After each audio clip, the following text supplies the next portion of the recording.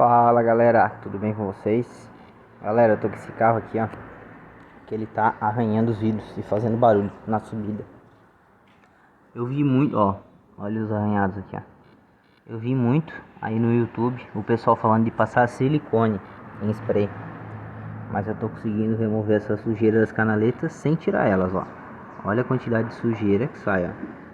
Aqui, ó, sai muita sujeira. Vou mostrar pra vocês como eu tô fazendo, ó. Coisinha fácil, vocês vão ter em casa. Aqui, ó, tem um cartão de crédito. Na verdade não é um cartão de crédito esse meu aqui, mas é um cartãozinho igual de crédito. Vocês podem pegar um cartão de crédito aí que vocês não usam. O que vocês vão fazer? Vocês vão puxar a pestana um pouquinho até ela abrir um espacinho ali, ó. Esse espaço ali, ó.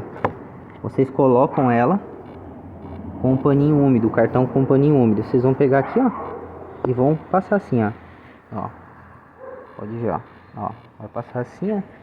Vai até o final, vocês passam umas 2 vezes. Olha só, gente, é muita sujeira que sai, tá? Isso aqui que vai fazer parar o rangido e parar o barulho, tá? E parar de arranhar o vidro, né? Beleza, pessoal? Espero que tenha ajudado vocês aí, ó. Paninho úmido e um cartãozinho de crédito.